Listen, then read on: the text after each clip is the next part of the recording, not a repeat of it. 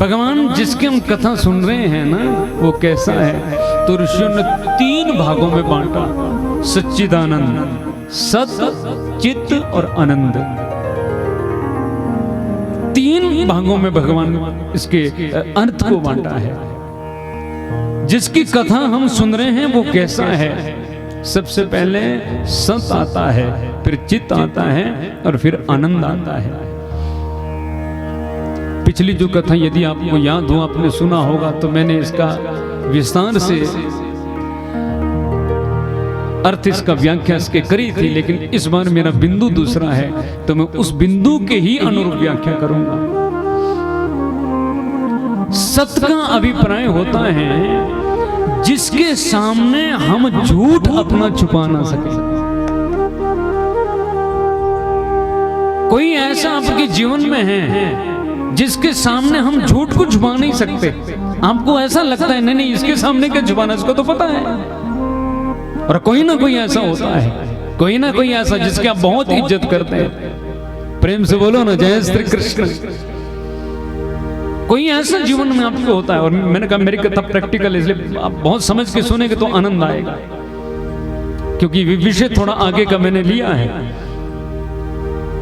कोई ऐसा है जिसके सामने हम झूठ नहीं छुपा सकते, वो भगवान है। अब आगे हम चर्चा करेंगे। और मुझे बहुत खुशी है, हमारी विद्वान मंडली भी, ये इनकी बहुत कृपा है। मैंने कहा आप नीचे बैठेंगे तो मुझे अच्छा लगेगा, इन्होंने सरल सहज ही स्वीकार कर लिया और आनंद आता है। हमारे जजमान स्वयं शास्त्री हैं, तो इसमें तो और भी आनंद है। और मैं अध्यात्म का मतलब मेरी इच्छा रहती है, मेरा जो प्रिय विषय वो अध्यात्म ही है, वेदांत ही है, तो ये और भी आनंद आएगा। मैं निवेदन करता, कोई एक ऐसा होता है जिससे हम छुपा नहीं सकते, कुछ ना ऐसा होता है। आपने कोई पाप किया, आपसे कोई अपराध हो गया, तो कहीं ना कहीं तो आपको ऐसा लगता है ना कि नहीं यार ये तो मैंने गलत कर दिया, इसको तो पता है। अच्छा, कुछ ज्यादा ना हो तो अपने आप को तो पता होता ही है ना। बोलो, हम दूसरों से छुपा सकते हैं, अलग अलग अनेकों से छुपा सकते हैं, लेकिन हमें खुद को पता होता है कि मैंने गलत किया है। एक छोटा सा बच्चा है, माँ का छोटा सा बच्चा ना, वो कोई गलती करता है और उसने कुछ किया है, उसने स्याही होती है, स्याही पूरी हाथ में मल ली और यूं लटक के चलता है, मम्मी बेटा क्या छुपा रखा है? नहीं कुछ नहीं, कुछ नहीं। लेकिन माँ को पता होगा इसने क्या छुपाया है, उसको मालूम है इसने क्या छुपाया है।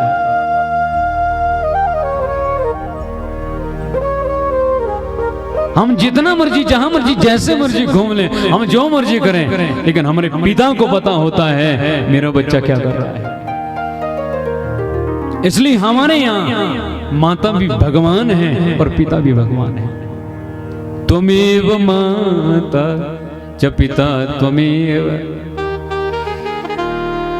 जिसके सामने हम कुछ छुपा ना सके, जिसके सामने हमारा झूठ न चल सके, उसका नाम है सत्य।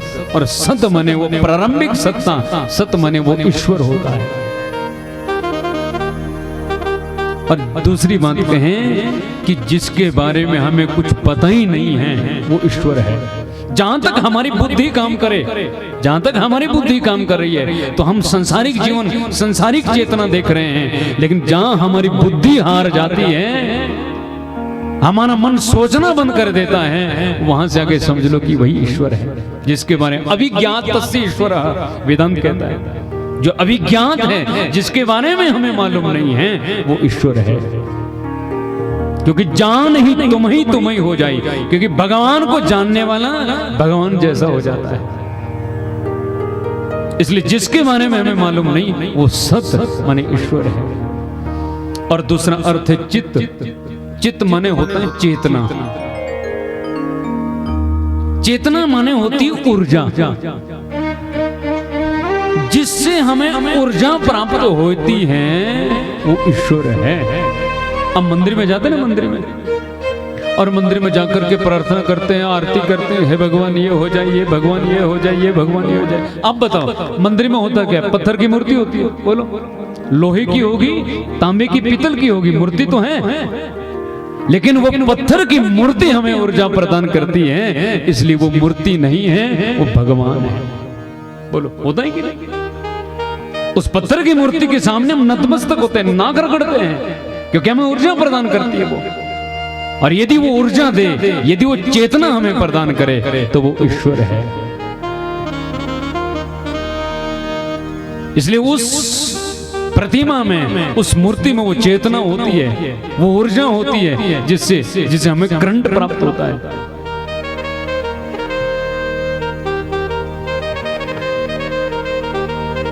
हमारे विश्व के बहुत अच्छे साइकोलॉजिस्ट रहे हैं, डायना एक करके, गूगल कर सकते हैं सर्च, इंग्लिश में उन्होंने बहुत सुंदर बायोग्राफी लिखी है, मैंने उसको पढ़ा है। तो उन्होंने रिसर्च किया था, मंदिर की मूर्ति जो हमारी होती है उसमें इतनी ऊर्जा, उतना तेज कैसे होता है? आप देखना कभी, अब जिसको सौभाग्य मिला हो, प्रतिष्ठा से पहले मूर्ति वो तेजना नहीं होती है ना? प्रतिष्ठा से पहले मूर्ति में तेजना नहीं होती, वो प्रकाश नहीं होता, और जैसे ही प्रतिष्ठा हुई उसके बाद उसमें ज्योत प्रकट हो जाए। प्रैक्टिकल करना घर में भी कभी मूर्ति लाओ, हरिद्वार कहीं से भी लाओ, जब आप वहां से लाते हो उसमें वो तेजा, वो ऊर्जा, वो चेतना, वो प्रकाश नहीं होगा। लेकिन जैसे घर में हमने उसको प्रतिष्ठित किया, जैसे वहां मंत्र को, और सीधी वहां जैसे हमने उसको देखा, और जितना देखा उतनी उसमें ऊर्जा बढ़ती जाएगी। इसलिए वो डायना एक की बायोग्राफी ने लिखा है कि जहां जिस मंदिर में जितने लोग दर्शन के लिए ज्यादा आते हैं, उस मंदिर की उस मूर्ति में उतना ही तेज बढ़ जाता है, उस पावर बढ़ जाती है। जिस मूर्ति के सामने जितना मंत्रोच्चारण होता है, उस मूर्ति की ऊर्जा बढ़ जाती है। और मैंने एक संत को कहते हुए सुना है, वो चाहे मनोविरोध में कहते थे कि यदि जैसे महाराज जी सचंडे वगैरह होती है ना, तो उन्होंने प्रैक्टिकल किया कि जहां पर अधिक मंत्रों का उच्चारण हो, पाठ का उच्चारण हो, तो उस मूर्ति के, मैं केवल मूर्ति की बात कर रहा हूं, मूर्ति को नहीं, भगवान है, लेकिन यहां मैं मूर्ति ले रहा हूं समझाने के लिए। उस मूर्ति का वेट में फर्क हो जाता है महाराज, उनकी अपनी रिसर्च है। आप तोल के लाएंगे ना, यदि 10 ग्राम की या 20 ग्राम की या 250 ग्राम की होगी, और उस मूर्ति को वहां पर पाठ करने के बाद, भजन करने के बाद, उस मूर्ति का वेट बढ़ जाएगा। ये उनकी रिसर्च है। और इसलिए हम देखते हैं प्रतिष्ठा के बाद वहां की जो उसकी ऊर्जा, उसकी चेतना में वृद्धि हो जाती है, उसकी ऊर्जा में वृद्धि हो जाती है। प्रेम से बोलो ना, जय श्री कृष्ण। इसलिए वो जो ऊर्जा एकत्रित होती है, वही ऊर्जा हम आप सभी को, जब हम भगवान को प्रणाम करते हैं ना, तो वही ऊर्जा हम आप सभी को प्राप्त हो जाती है। ये समस्त दर्शन से जो ऊर्जा प्राप्त होती है, वही ऊर्जा हम आपको मिल जाती है। इसलिए जब भी कभी मंदिर में जाओ, तो मंदिर में होता है ना, कई लोग आंखें बंद कर लेते हैं, जा करके मंदिर में दर्शन करना चाहिए। और दर्शन कैसा करना, आगे हम विस्तार से चर्चा का, हमें तो दर्शन करना भी नहीं आता, मंदिर जाते दर्शन कैसे किया जाए, क्या विधान होता है, दर्शन कैसे करके हमें वो ऊर्जा प्राप्त होती है।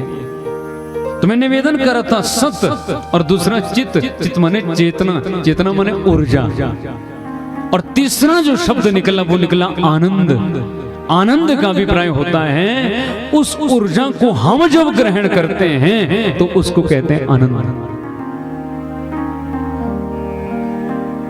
देखो, सुख और आनंद दो शब्द हैं, इन दोनों में अंतर है। हमने कुछ बढ़िया खाया, परोठा खाया, बोले आनंद आ गया, है ना। बढ़िया कुछ चाय समोसा टिक्की खाई, बोले आनंद आ गया, उसको आनंद नहीं बोलेंगे, वो होता है सुख। आनंद और सुख में फर्क होता है। आनंद साक्षात भगवान होते हैं, क्योंकि हमारी जो डिक्शनरी है ना, हमारा जो शब्दकोश है, उसमें हर शब्द का उल्टा होता है। दिन का उल्टा रात होता है, अंधेरे का उल्टा प्रकाश होता है, काले का उल्टा सफेद होता है। दुनिया में एक ऐसा शब्द है आनंद, जिसका उल्टा तुम कुछ कर ही नहीं सकते। इस आनंद को बदला नहीं जा सकता। इसके आगे कोई कहेगा परमानंद हो गया, कोई कहेगा ब्रह्मानंद हो गया। परमानंद ब्रह्मानंद तो हम जोड़ देते हैं, आनंद को हम हटा नहीं सकते, क्योंकि आनंद साक्षात भगवान है। और मैं अर्थशास्त्र की परिभाषा में, क्योंकि अर्थशास्त्र में मुझे मास्टर डिग्री मैंने प्राप्त करी है, उसमें बहुत सुंदर डेफिनेशन आती है। सुख जो होता है ना, शॉर्ट टर्म होता है। सुख थोड़े समय के लिए होता है, ये ज्यादा समय के लिए नहीं होता। आपने लड्डू खाया, लड्डू एक खाया बोले आनंद आया, दूसरा खाया और आनंद आया। एक डब्बा खा लोगे फिर भी लगेगा कि आनंद आया। एक डिब्बा का मतलब आधा किलो लेना, 1 किलो की तो बात छोड़ो। आधा किलो खाने के बाद उल्टी होने लगेगी। हाँ, क्यों? आनंद कहाँ गया? एक परोठा खाया बोले आनंद हुआ, 2-4 खा लो, फिर वही आनंद परेशानी बन जाएगा। इसको जितना ज्यादा यदि बढ़ाओगे तो ये दुख देने लगेगा, और ये थोड़े समय के लिए है। हम जो संसारिक सुख प्रदान कर रहे हैं, सुख जो है ये थोड़े समय के लिए होता है। आप बोले बहुत थक गए, बस थोड़ा सा सो जाएं, सो जाओ। कितनी देर सोओगे? 10-12 घंटे सोगे, 15 घंटे बाद तो ये लगेगा भगवान कहां भागो मैं। सो के भी थक जाओगे। इसका मतलब जिससे हम ज्यादा देर तक थक जाते हैं वो सुख है, आनंद नहीं हो सकता। और जो ज्यादा होने के बाद हमें दुख देने लगे वो सुख होगा। आनंद क्या होगा? ये लॉन्ग टर्म प्रोसेस है।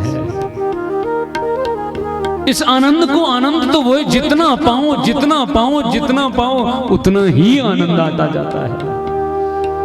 ये नवनीतन एकदम नया नया जैसे लगता है। भागवत कथा करते करते मुझे 20 साल हो गए, लेकिन जब भी कथा करता हूं नई जैसे लगती है।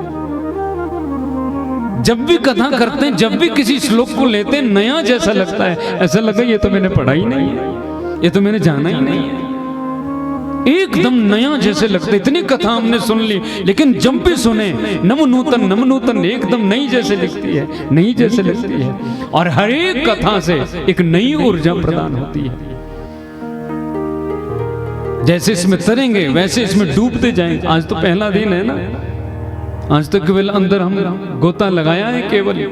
इसमें जैसे डूबेंगे वैसे तरते जाएंगे। प्रेम से बोलो ना, जय श्री कृष्ण। इसलिए आनंद वो है जो उस चेतना से ऊर्जा हम प्राप्त करते हैं, उसको आनंद बोलते हैं। और क्योंकि मेरा विषय यही है, तो ये ऊर्जा 7 दिनों में आपको मैं प्रदान करके जाऊंगा। बहुत दावे से बोल रहा हूं, बहुत जिम्मेदारी से बोल रहा हूं। ये ऊर्जा प्रदान करके जाऊंगा। तो सच्चिदानंद रूपाय विश्वोत्पत्ति आदि हेतुवे, जो विश्व की उत्पत्ति का हेतु है, जिससे विश्व की उत्पत्ति होती है। क्योंकि मीमांसा में आता है आचार्य जी, यदि कोई चीज प्रकट हुई है तो उसका कारण रहा होगा। यत्र यत्र धूम्रा तत्र तत्र, जहां जहां धुआं है इसका मतलब अग्नि है। यदि कोई चीज प्रकट हुई है तो उसका कोई ना कोई कारण रहा होगा। भाई यदि हमारे खेत में गेहूं बीजते हैं, गेहूं टमाटर बीजते हैं, तो मिट्टी में डालो और वहां से टमाटर पैदा हो जाता है। होता है कि नहीं? इसका मतलब उस मिट्टी में कुछ ना कुछ है। बोलो, मैं साबित करूंगा उस मिट्टी में कुछ ना कुछ है। अच्छा, उसी टमाटर की पौध को रजाई में डाल दो, जमेगी? बोलो। सोने की तिजोरी में डाल दो, जहां तुम्हारे झुमके रखे, तुम्हारा गहना तो बढ़िया बढ़िया चकाचक, उसके बीच में रखो पौध को, जम जाएगी? लग जाएंगे टमाटर? नहीं। इसका मतलब मिट्टी में जिसके हम आगे, अभी तो आज तो पहला दिन है, आगे में चर्चा करो, आनंद आएगा। वो कुछ है। अब ये तो आगे की चर्चा तो हम कथाओं में करेंगे, लेकिन ये समझो कि मिट्टी में कुछ है कि एक बीज बोते हैं और हमें हजार सैकड़ों बीज प्रकट करते। इसका मतलब कुछ है उसमें, कोई ना कोई ताकत है। यदि कोई कार्य हुआ है तो इसका कार्य कारण उत्पत्ति, यदि कार्य हुआ है तो इसका मतलब उसका कोई ना कोई कारण रहा होगा, कोई ना कोई उसका हेतु रहा होगा, कोई ना कोई उसका सृजक रहा होगा। यदि सब्जी बनी है तो बनाने वाला कोई ना कोई होगा, और हम भी बने हैं तो हमें भी बनाने वाला कोई ना कोई होगा। यदि ये संसार चल रहा है तो इसको चलाने वाला कोई ना कोई बोलो होगा। यदि तुम भी बोल रहे हो तो बोलने वाला आगे ना, मैं कथा वहीं ले जाऊंगा आपको। यदि मैं भी बोल रहा हूं तो बुलाने वाला कोई ना कोई, यदि तुम सुन रहे हो तो सुनने वाला कोई ना कोई, तुम चल रहे हो तो चलाने वाला कोई ना कोई होगा, और उसी की चर्चा हम करेंगे। कोई ना कोई शक्ति है, कुछ ना कुछ है यहाँ। इसलिए विश्वोत्पत्त्यादि हेतुवे, जो विश्व की उत्पत्ति करता है उसकी अपनी इच्छा हो जाती है तो विश्व की उत्पत्ति कर देता है, अपनी वो थोड़ा सा मुस्कुरा देता है तो हमारा पालन पोषण हो जाता है, और उसकी थोड़ी भ्रुकुटी टेढ़ी हो जाती है तो हमें कालायमान कर देता है। काल का अर्थ क्या होता है? काल का अभिप्राय क्या होता है?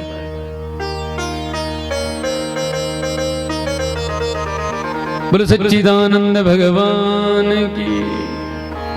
हम बोलते ना काल, काल आ गया, उसकी मौत आ गई, वो नष्ट हो जाए। दुनिया में आचार्य जी कोई भी चीज नष्ट नहीं होगी, मैं सिद्धांत मीमांसा का सिद्धांत है, कोई भी चीज नष्ट नहीं होगी। होता क्या? रूपांतरण होता है। हम बोलते हैं कि नष्ट, काल आ गया, इसका काल आ गया, नष्ट हो ही नहीं सकता, रूपांतरण होता है। आपके यहाँ गेहूं है, गेहूं आपने चक्की में उसको पीसने के लिए डाला और पीस करके आटा बन गया, है ना? गेहूं खत्म हो गया क्या? बोलो, चक्की में गेहूं डाले थे, मक्की का आटा निकला नहीं, गेहूं फिर भी रहे, है ना? सिर्फ रूपांतरण हुआ, उसकी आकार बदल गया, है ना? परिस्थिति बदल गई, चीज नहीं बदल सकते आप कोई भी चीज ले लो, उसका रूपांतरण होगा, उसको बदल नहीं सकते आप। इसलिए हम भी जब हम भी ये शरीर छोड़ेंगे तो हमारा भी रूपांतरण होगा। जो आजकल चर्चा करते हैं कि पुनर्जन्म नहीं होता, आगे तुम सिद्धांत बताएंगे, पुनर्जन्म नहीं होता, तो ये हर चीज का रूपांतरण, हम भी यदि शरीर छोड़ेंगे तो हमारा रूपांतरण होगा और हमें दोबारा जन्म प्राप्त होगा। पुनरपि जननम, पुनरपि, बार बार जन्म होता है, रूपांतरण होता है। विश्वोत्पत्त्यादि हेतु तापत्रय विनाशाय। मैं बहुत संक्षेप में बोलूं, तीनों प्रकार के ताप होते हैं हमारे जीवन में, देहिक, देविक, भौतिक। देविक ताप होता है जो देव द्वारा प्राप्त होता है, जैसे भूकंप आ गया और कितने लोग मर जाते बेचारे, है ना? एक्सीडेंट हो गया, कितने लोग मर जाते हैं, फिर लोग बोलते हैं भगवान उसके तो ग्रह खराब थे। ग्रह खराब कैसे होंगे? एक बस में 10 आदमी 50 आदमी मर जाते हैं, तो क्या 50 की कुंडली एक जैसी थी? 50 के ग्रह खराब थे?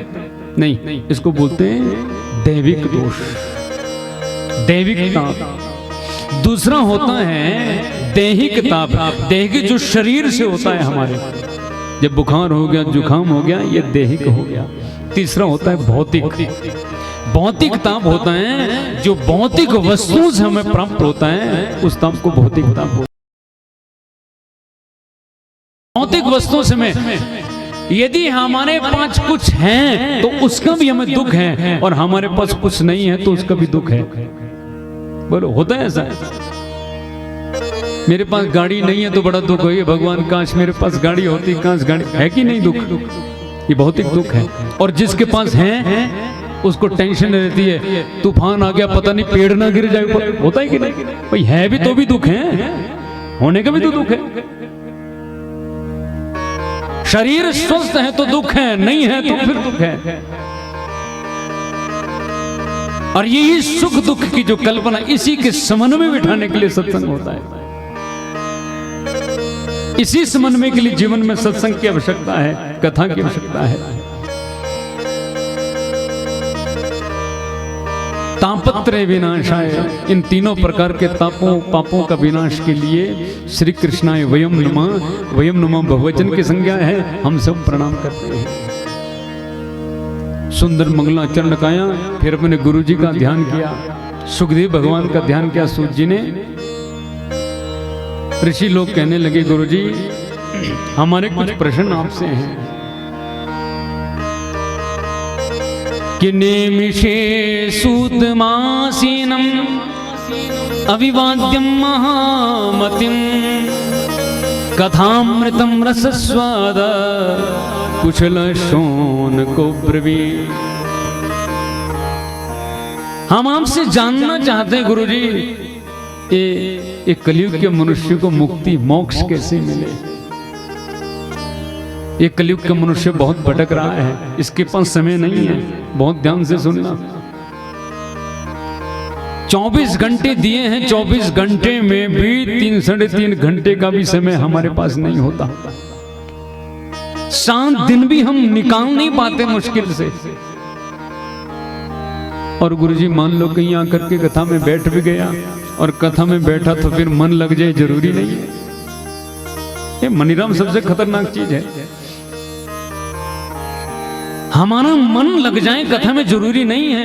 और जब तक किसी चीज में मन नहीं लगा तब तक वो चीज हमें प्राप्त होती नहीं है, उसका फल हमें नहीं मिलता है। वो आप कोई भी चीज ले लो, घर में हम रोटी बना रहे, रोटी यदि हमारा मन रोटी में नहीं है ना तो रोटी बढ़िया नहीं बनेगी। होगा कई बार आपके साथ ऐसा होता होगा कि आपके कई रिश्तेदारी में कुछ गड़बड़ हो जाए, है ना। रोटी बना रहे हैं आप, एक रोटी तवे पे, एक हाथ में, याद आ गई है भगवान उस बहन को बेचारी को पता नहीं क्या बीत रही होगी, ये हो गया वो हो गया। मन उस बहन के पास पहुंचा है तो तवे पे रोटी जल जाती है। होता है कि नहीं बोलो। ये छोड़ो, कभी ऐसा होता होगा आपके गौशाला से दूध की बाल्टी लेकर के जाना था, आपको रसोई में घुस गए कमरे में। होता है कि नहीं? क्यों? क्योंकि मन का कनेक्शन हमारे साथ नहीं था। और जहां मन का कनेक्शन ना हो, कोई भी कार्य, आप पढ़ाई करो, आप साधना करो, आप ध्यान करो, घर का कार्य करो, मन यदि हमारे साथ नहीं है तो सफलता नहीं मिलेगी।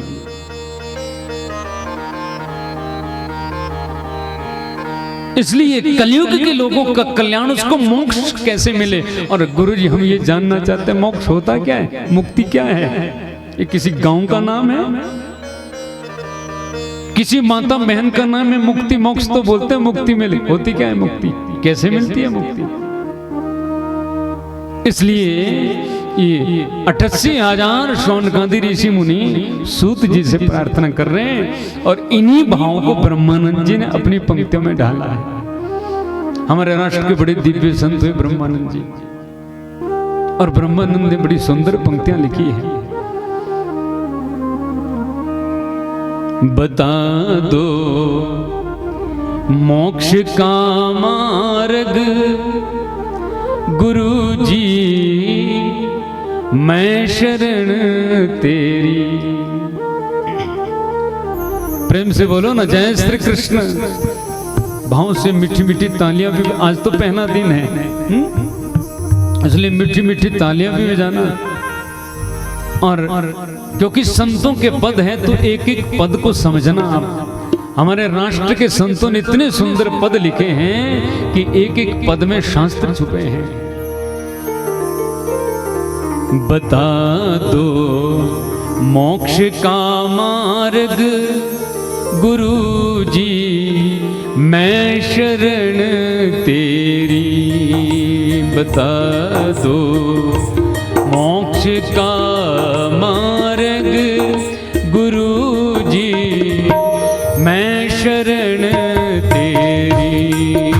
बता दो मोक्ष का मार्ग गुरु जी, मैं शरण तेरी।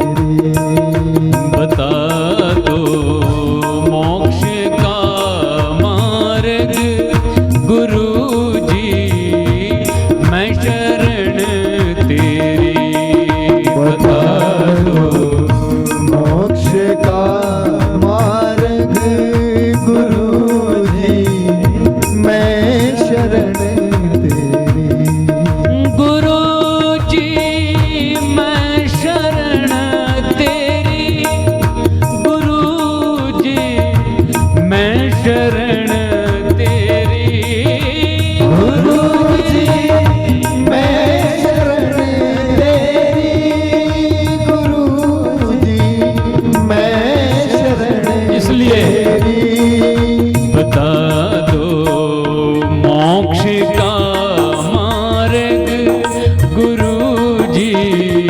मैं शरण तेरी। बता दो मोक्ष का मार्ग गुरु जी, मैं शरण हरि बोल।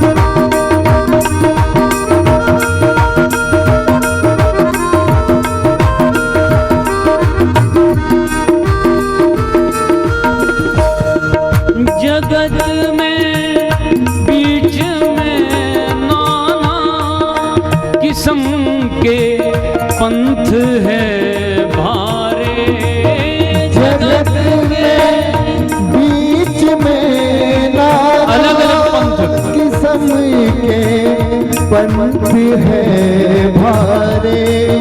जगत के बीच में नाना किस्म के पंथ है भारे। जगत के बीच में नाना किस्म के पंथ है भारे। किस्म के पंथ है भारे, सुनाते हैं कथा अपनी। अनेक पंथ हैं, अलग अलग, सबने अलग अलग राह दिखाई है हमें कहाँ जाना चाहिए, और सब अपनी अपनी महत्ता गाते हैं। लेकिन करें कि हम तो फंस गए ना, किधर जाएं? सुनाते हैं कथा अपनी, सुनाते हैं कथा अपनी। भटकते हो गई देरी, सुनाते हैं कथा अपनी। भटकते हो गई तेरी। बता दो मोक्ष का मार्ग गुरु जी, मैं शरण तेरी। बता मोक्ष जंजाल में बता दो मोक्ष का मार्ग गुरु जी, मैं शरण तेरी। बता दो मोक्ष का मार्ग गुरु जी, मैं शरण तेरी। बता दो मोक्ष का मार्ग गुरु जी, मैं शरण तेरी। बता दो मोक्ष का मार्ग गुरु जी, मैं शरण तेरी। गुरु जी, मैं शरण तेरी। गुरु जी, मैं शरण तेरी।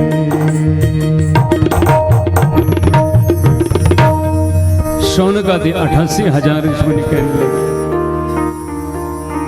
एक कलयुग के मनुष्य की मुक्ति कैसे हो, इसके लिए उपाय क्या है गुरुदेव? और क्योंकि आप आए हैं ना, तो हमारे आपसे कुछ प्रश्न हैं, हम आपसे कुछ जानना चाहते हैं, हमारी आपसे कुछ जिज्ञासा है गुरुदेव। अज्ञानतिमिरान्धस्य ज्ञानाञ्जनशलाकया चक्षुरुन्मीलितं येन तस्मै श्री गुरुवे नमः। आप अज्ञान रूपी अंधकार को मिटाने वाले हैं, आप ज्ञान का प्रकाश करने वाले हैं। हम आपसे कुछ जानना चाहते हैं कि अज्ञान ध्वंत विध्वंस कोटि सूर्य समप्रभा सूताख्या ही कथा सारम मम कर्ण रसायनम।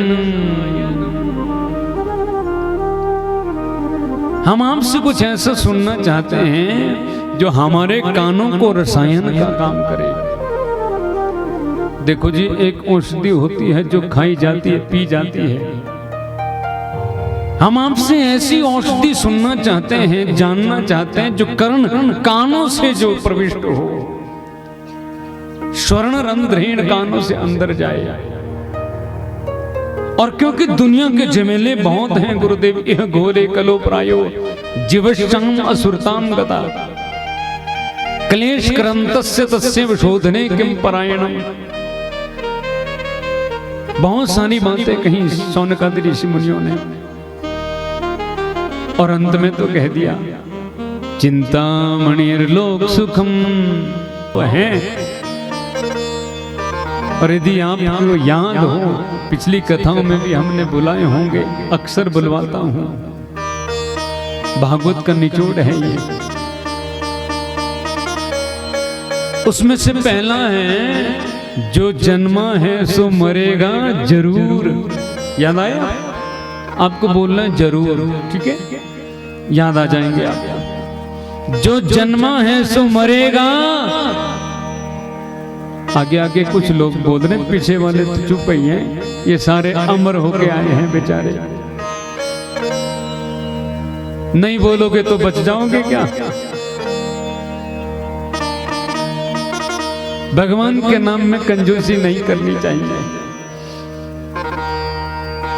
अरे बोलने को दी है जुबान, तू बोलता क्यों नहीं? ये मनुष्य को वाणी मिली है बड़ी सुंदर। हाँ, कोयल सबसे सुंदर गाती है प्रिय स्वजनों, लेकिन कोयल की बात कोई समझ नहीं सकता। कोयल बड़ा सुंदर गाती है, वाणी बहुत सुंदर है, लेकिन अर्थ नहीं निकाल सकते आप। इसलिए आज ऊर्जा है, आज समृद्ध है, तो भगवान के नाम में कैसी कंजूसी करेंगे? इसलिए बोलो ना जय श्री कृष्ण। हाँ, ऐसा ताकत से बोला करो। तुम्हें निवेदन करत जान सत्य, जो जन्मा है सो मरेगा जरूर, जो आया है सो जाएगा जरूर, जो बना है सो बिगड़ेगा, जो मिला है उसे खोगे जरूर।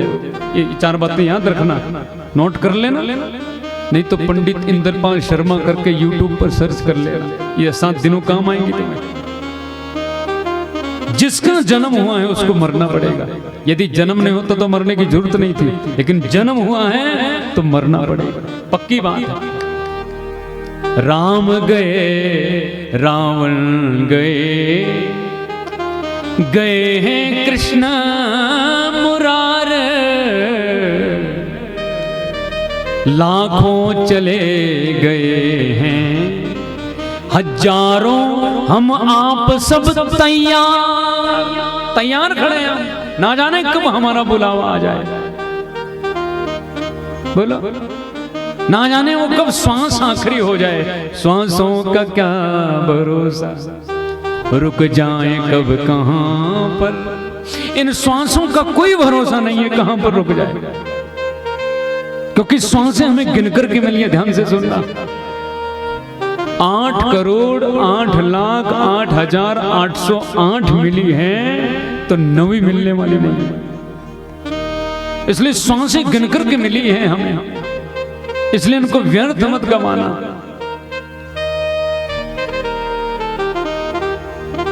हमारा जन्म यदि हुआ है तो हमारी मृत्यु निश्चित है, हम मरेंगे जरूर, मरने से बच नहीं सकते हम। और दूसरी बात, जो आया है सो जाएगा जरूर, जो आया उसको जाना पड़ेगा। हम भी यदि कल आए हैं ना तो हमें भी जाना पड़ेगा। अरे हम छोड़ो, तुम भी आए तो तुम्हें भी जाना पड़ेगा। बोलो, यदि नहीं आते तो जाने की जरूरत थी क्या? घर से नहीं आते तो जाने की जरूरत ही नहीं थी, लेकिन यदि आए हैं तो फिर जाना पड़ेगा। और जो बनेगा, जो भी बना है वो बिगड़ने के लिए ही बना है। और चार सत्य, हम इस पे बहुत विस्तार से चर्चा आगे जाके करेंगे। ये चार सत्य जीवन के बहुत सिद्धांत हैं वेद के। इसलिए हम काल रूपी सर्प के मुख में बैठे हैं। मृत्यु पक्की होगी, मृत्यु जरूर होगी, लेकिन भागवत क्या दिलाती है? अभेद्य प्रदान करती है। मृत्यु जरूर होगी, लेकिन हमारी मृत्यु हमारा फंक्शन, उत्सव बन जाएगा। ये मृत्यु की तैयारी होती है। भागवत मृत्यु की तैयारी है। मृत्यु की तैयारी करिए। किसने मृत्यु की तैयारी? हैप्पी बर्थडे होता है ना घर में, हैप्पी बर्थडे, बढ़िया गुब्बारे लगाते हो, बढ़िया। और घर में दादाजी मरने ही वाले हैं, मंजे से उतार दिए, कराए कभी करो भाई, तैयारी करो, बढ़िया सजा दो जाने वाले। ये तैयारी है। भागवत मृत्यु के लिए तैयार करता है। वो मृत्यु समय अभेद्य प्रदान करता है हमें अभय प्रदान हो जाए और मृत्यु हमारी उत्सव बन जाए। आगे चर्चा तो विस्तार से आएगी, लेकिन सरल शब्दों में आपसे कहूं, मुक्ति क्या है? मुक्ति कैसे प्राप्त होगी? कि दो बातों को याद रख, जो चाहे कल्याण, नारायण एक मौत को और दूजे श्री भगवान। ध्यान रखना, हमारा वेदांत कहता है दो चीजें याद हो जाए तो मुक्ति है। क्या? एक भगवान और एक मौत। दो चीजें याद रखनी, एक मौत हमें मरना पड़ेगा, दूसरा भगवान है। और आगे सूत्र तो विस्तार से समझाएंगे, लेकिन यहां मैं संक्षिप्त में कहूं, ये दोनों जहां मिल जाएं तो मुक्ति है। क्या समझे? हमारी मौत भी हो रही है और भगवान का नाम भी आ जाए तो हमारी मुक्ति है। इसलिए होता है ना हमारे रिवाज, जो मरता है तो उसके पास बोलते राम राम राम राम बोलो भाई, है ना? क्यों? क्योंकि मृत्यु हो रही है भगवान का। ये सिद्धांत हमारे बुजुर्गों ने दिए हैं हमें, हम समझ नहीं पाते उस बात को। ये बुजुर्गों ने कहा है जब मरता है उसके पास भगवान का नाम लो। क्यों? यही तो है, रिपीट हो रहा है, यही तो है। हमारी मृत्यु हो रही है और भगवान का नाम यदि दोनों साथ मिल जाएं तो हमारी मुक्ति है। दोनों इकट्ठे हो जाएं तो हमारी मुक्ति है। इसलिए हम काल रूपी सर्प के मुख में बैठे हुए हैं और उसके छूटने का एक ही उपाय है, श्रीमद् भागवत की कथा।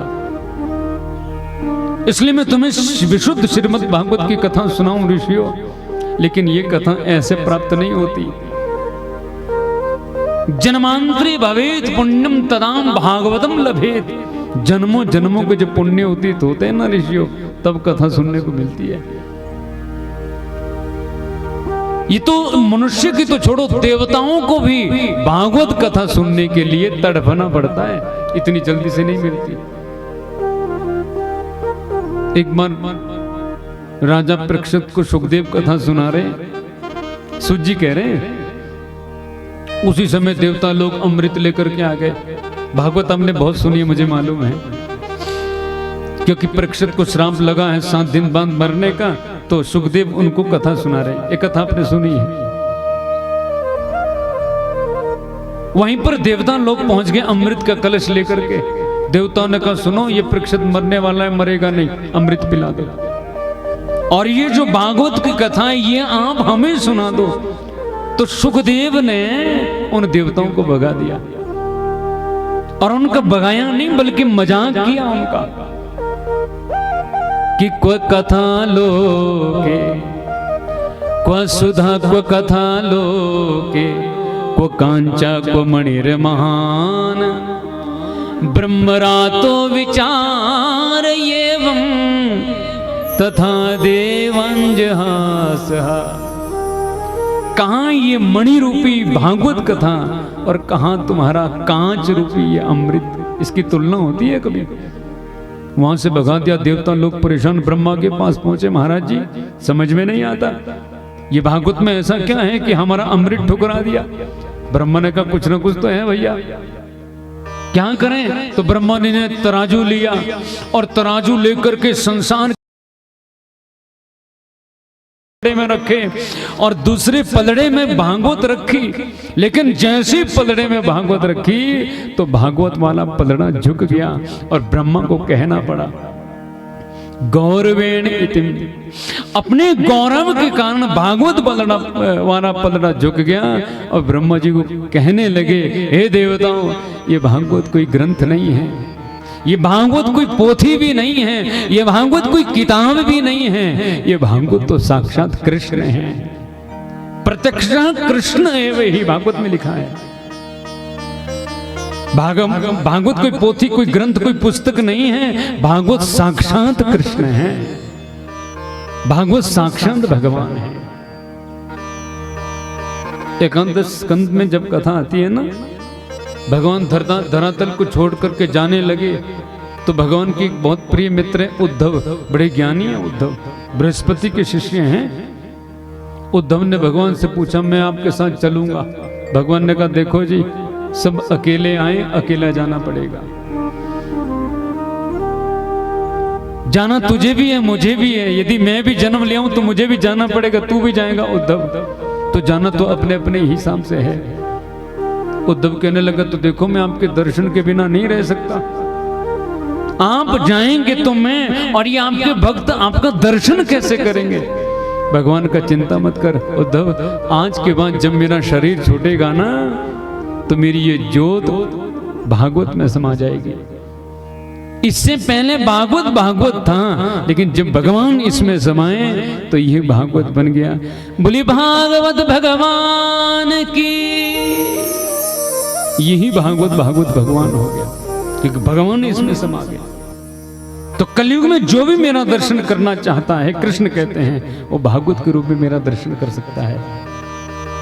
तो ब्रह्मा कह रहे हैं देवताओं ये भागवत कोई और नहीं, साक्षात भगवान ही है, साक्षात नारायण ही है, कृष्ण ही है।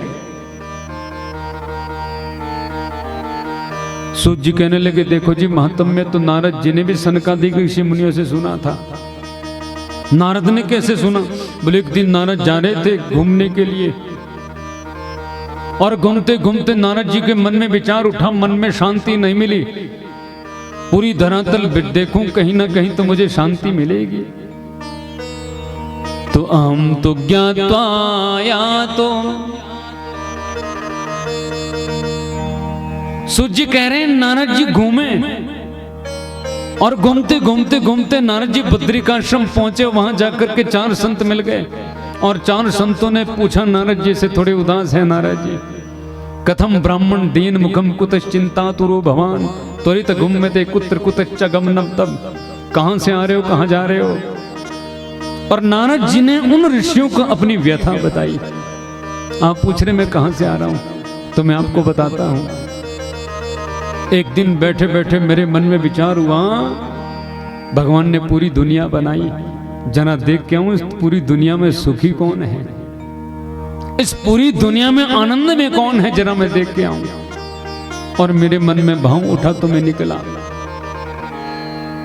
अहम तु या तो ज्ञात्वा सर्वतोत्मामिति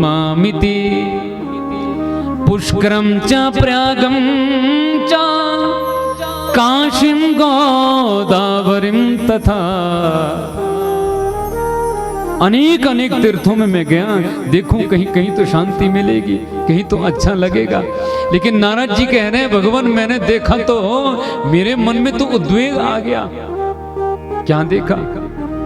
कि सत्यम नास्ति तपाशोचम दया दानम न विद्यते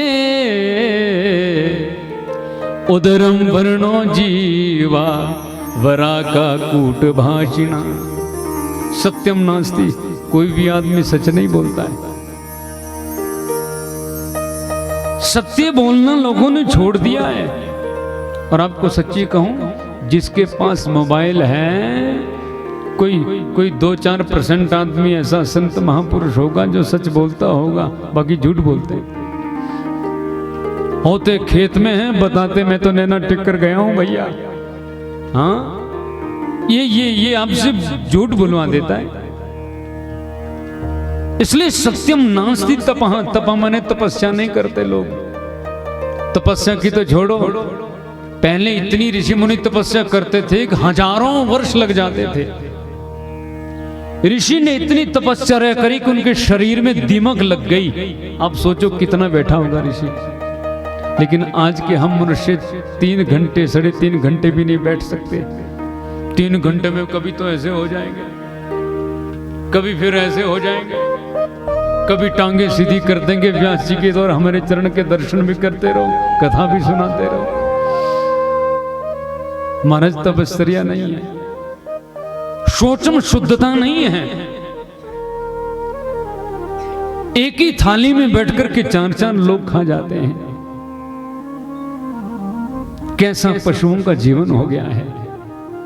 ना जूठे का कोई वो भी खा रहा है, इससे वो भी ले रहा है, इससे वो भी ले रहा है।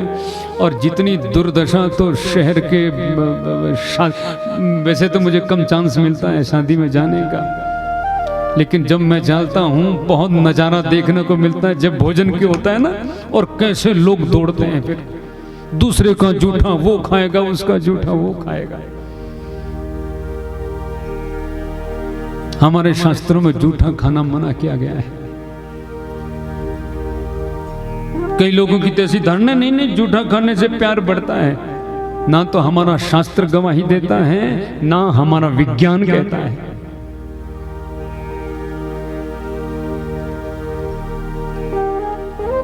जूठा नहीं खाना चाहिए। हमारे तपस्या, हमारे भजन क्षीण होते हैं जूठा खाने से, किसी को जूठा देने से। इसलिए आपने कभी देखा होगा, जब व्रत होता है ना, व्रत है ना, व्रत होता है तो माताएं क्या कहती है, बेटा आज मेरा व्रत है, मैं जूठा नहीं दूंगी। कहते हैं ना, आप कहते होंगे, है ना। हम लॉजिक नहीं समझते, कारण है इसके पीछे। क्यों? क्योंकि आपके व्रत का जो फल चला जाएगा। इसलिए हम जो भजन करते हैं, हमने जो तपस्या करी है, यदि हम जूठा ग्रहण कर रहे हैं, जूठा दे रहे हैं, तो हमारा भजन क्षीण हो जाएगा। और साइंस कह रही है वो बैक्टीरिया जो दूसरे, वो उसके बैक्टीरिया उसमें चले जाएंगे।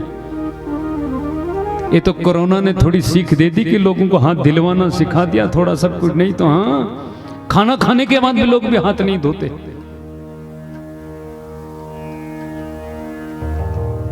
भोजन करते तब भी हाथ में, आजकल तो वो चला है, वो टिश्यू पेपर क्या बोलते हैं ना, वो होता है ना, वो उसी में साफ कर देते लोग, हो गया सब खत्म। बताओ, शौचम शुद्धता नहीं है। दया दानम न विद्यते, दया तो है ही नहीं। मजाक में मुर्गे की नाड़ मरोड़ करके लोग खा जाते हैं। दया दानम न विद्यते, दान कोई करता नहीं, यदि करता भी है तो मैं लगा देता है। उदरम भरणो, अपने पेट भरने की इज्जत होती है। वो पेड़ ऐसा है जिस पेड़ की जड़ें मजबूत होती है। बुजुर्ग हमारे परिवार की जड़ है। यदि तुम जड़ों को ही हल्का कर दोगे, जड़ों को ही कुरेद दोगे ना, तो वृक्ष गिरने में देरी नहीं लगेगी, वृक्ष को सूखने में देरी नहीं लगेगी। शाल को बुद्धिदायक, हमारे घर में हम अपने भाइयों को नहीं पूछते, हमें कोई काम करना तो अपने साले साहब को फोन करते हैं। ये भागवत कोई बहुत पुरानी चीज है, ऐसा नहीं है। ये हमारे आज के प्रैक्टिकल है। समय में एक भाई अपने भाई से नहीं पूछता, अपने साले साहब को फोन करता है। और बात कड़वी है थोड़ी सी, लेकिन बात तो बात है।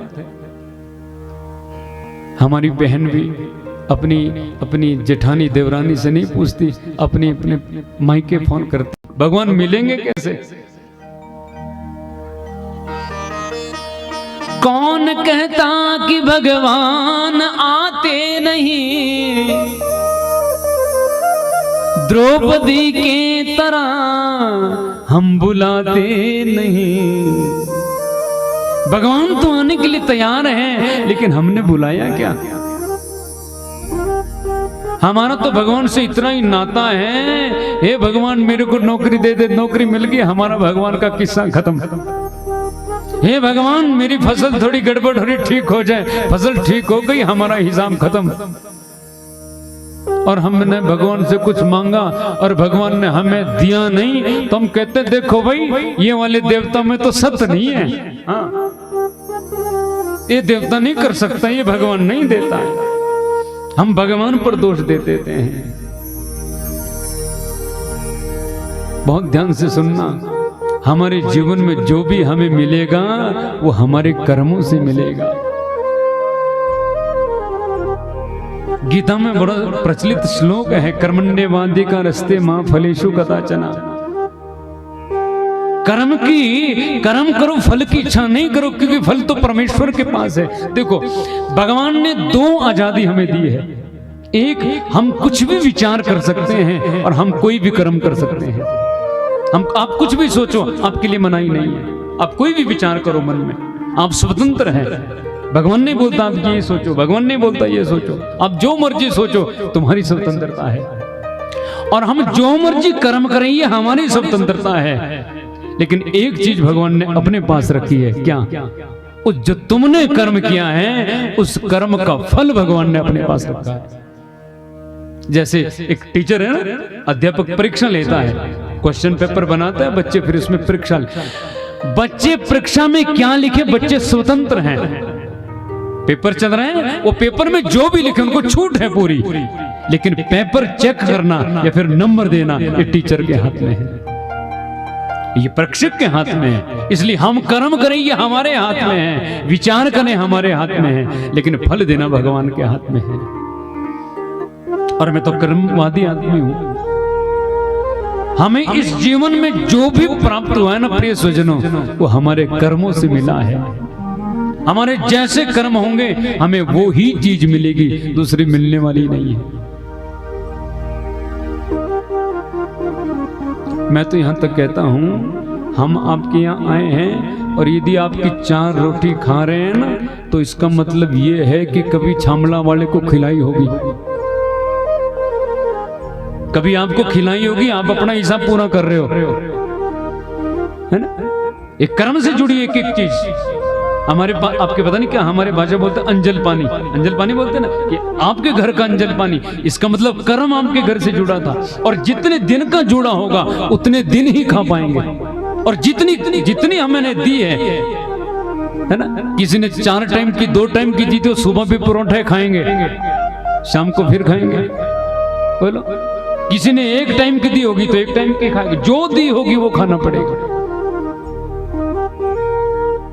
या फिर ऐसा हो सकता है कि आगे जाके तुम्हें खिलानी पड़े, ऐसा भी हो सकता है। तो हमारी एक एक चीज जो जुड़ी है हमारी कर्मों से जुड़ी है, क्योंकि कर्म प्रधान विश्वर चिराखा, जो जस करि कर्म सो तस फल चाखा। हम जैसा कर्म करेंगे उसका हमें वैसा ही फल प्राप्त होगा। इसलिए कर्म को श्रेष्ठ बनाओ, फल की इच्छा मत करो। भगवान कहते हैं कर्म जरूर करना चाहिए, कर्म अवश्य करना चाहिए, कर्म को श्रेष्ठ बनाओ और फल की इच्छा भगवान पर छोड़ दो। अच्छा, तुम्हारे चिल्लाने से कुछ हो जाएगा? तुम्हारी गेहूं बीजी है, गेहूं पकने को तैयार है ना, पक्की बिल्कुल तैयारी में, कटने ही वाली है। और हम सोचे भगवान कब गेहूं आ जाएगी। अगर भगवान ने दिन ही ना हो और इतने बड़े बड़े ओले बरसा दे, फिर कर पाओगे कुछ? चिंगाड़ मारो, चिल्लाओ, जो मर्जी करो, ओला रोक पाओगे? बोलो। जब हमारे हाथ में है ही नहीं, ये परमात्मा फल देना उसके हाथ में, कर्म करना हमारे हाथ में है। गेहूं की गुड़ाई बढ़िया करो, उसमें गोबर खाद बढ़िया डालो, ये हमारा काम है, और फल देना उसका काम है।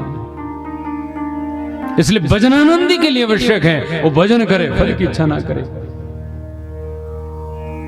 ये इतने भजन करे कि इनको घर में क्या हो रहा है ये टेंशन ही नहीं है। अच्छा, एक बात आपको बताऊं, जो भजनानंदी होता है वो मस्त होता है। हाँ, एक अंदर की बात और बोलूं, जो मस्त होता है वो स्वस्थ भी ज्यादा रहता है। हाँ, उसको बीमारी कम पकड़ती है जो एकदम मस्त रहता है। और भजनानंदी मस्त रहना ही चाहिए, प्रसन्न रहो हमेशा। मैंने पहले ही प्रारंभ में ही कहा था, मनुष्य जीवन बड़ी दुर्लभता से मिलता है। इस बार इतना सुंदर शरीर, इतना सुंदर जीवन मिला है, दोबारा मिले ना मिले, ना जाने किस योनि में जाना पड़े। और मैं तो यूं कहूं, भांगो सुन ली तो तुम्हारी मुक्ति हो जाए। लेकिन ये जीवन मिला है, इसको बहुत आनंद से जियो, इसको बहुत मस्ती में, हमेशा प्रसन्न रहो। हमारे को चेहरे पर हमेशा 12 बजे मरे ही रहते हैं 24 घंटे। बोलो क्या मिलेगा इससे? आगे कथाएं कि भगवान का हमेशा प्रसन्न रहो, हमेशा खिलते रहो। अब देखो कितने सुंदर लग रहे हैं ना, हंसते कितना सुंदर लगता है आदमी। मुसीबत सबके जीवन, भगवान की जो हम कौन है, भगवान के जीवन में परेशानी आई, परेशानी आए तो यदि दूर कर सको परेशानी को तो प्रयास करो दूर करने का, और नहीं दूर कर सको तो भगवान के हवाले छोड़ दो। हे भगवान अब तू जान, तेरी इच्छा है, अब सौंप दिया इस जीवन का सब भार तुम्हारे हाथों में है, जीत तुम्हारे हाथों में और हार तुम्हारे हाथों में। फिर भगवान के हवाले छोड़ दो। आत्मदेव भजनानंदी है तो संसार के संकट उसको दिखे नहीं, एकदम मस्त है, एकदम तंदुरुस्त भी है। लेकिन एक दिन कुछ जजमान लोग उनके यहाँ आगे कुंडली दिखाने के लिए, जजमान ने कहा पंडित जी देखो हमारे घर में थोड़ी संतान नहीं होती, कुंडली में बताओ कुछ उपाय। तो पंडित जी ने कहा ऐसा उपाय कर लो, थोड़ा संतान गोपाल, थोड़ा भागवत कुछ ये कर लो, इससे संतान हो जाएगी। अब जो जजमान आए थे उसमें से कुछ बढ़िया थे, एक थोड़ा उदंडी जैसे था, उसने एक दूसरे के कान में कहने लगा संतान गोपाल से यदि बेटा हो जाता तो पंडित जी खुद क्यों नहीं कर लेते? इनके घर में तो कुछ नहीं था ना, अब वो तो कानाफूसी कर रहे हैं आपस में। आत्मदेव ने ये बात सुन ली, और जैसी आत्मदेव ने बात सुन ली, ये बात आत्मदेव ने दिल पर ले ली। और मैंने अभी कहा था ज्यादा बुराई हमारे कान या आंखों से आती है। इतना भजनानंदी देखो, इतनी थोड़ी सी बात सुनी और आग अंदर लग गई। इसने तो कहा था यदि ऐसा हो जाता तो खुद ने, आज आत्मदेव, वो जजमान तो वहां से चले गए, शाम को आत्मदेव आसन लगा करके पूजा करने बैठे और मन में ये सोच रहे हैं मैंने क्या किया आज तक, भजनी तो किया, भगवान का नाम ही तो लिया, और फिर भी मेरे घर में कुछ नहीं है। ना तो गाय को बच्चा होता, ना ही तो फिर मैं पौधा लगाता हूं उसको फल मिलता, ना ही मेरे कोई संतान है, मुझे क्या मिला? अभी तक ना इतनी थोड़ा सा दुर्गुण आया कि आत्मदेव का विचार बदल गया। हमारे में से भी बहुत लोग ऐसे हैं, हम कहते हैं देखो जी हम तो दिन भर भजन करते हैं, 7-8 व्रत होते हैं सप्ताह के, जिनमें से 4 व्रत तो हम करते हैं, फिर भी मरी रहती हूँ, फिर भी बीमारी, फिर भी यही रहता है। और वो दूसरे वाला खाता भी है, पीता भी है, फिर भी तगड़ा है।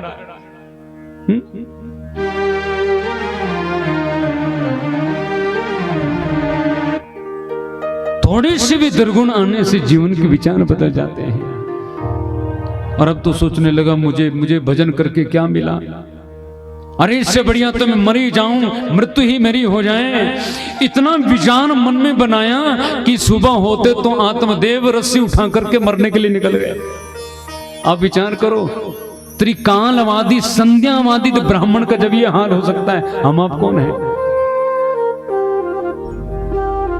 इसलिए मैंने अभी भजन गाया था ना, आदत बुरी सुधार लो बस हो गया भजन, और मन की तरंग मार लो बस हो गया।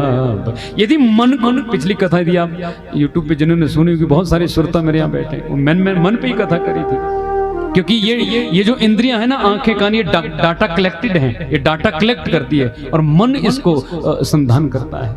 मनन सांधार ये ध्रिया। इसलिए मन के विकार यदि हमारे शांत हो गए तो हमारी इच्छाएं शांत हो जाएगी। परिणाम ये हुआ, पंडित जी तो मरने के लिए जंगल में निकल पड़े, और पंडित जी मरने के लिए निकल रहे हैं, वहां वैकुंठ में नारायण हंसने लगे। शेष सैया पर नारायण बैठे खिल खिल खिल करके हंसने लगे। लक्ष्मी ने पूछ लिया, भगवान आप ऐसे तो हंसते नहीं है, क्या बात है, कोई बात हुई क्या?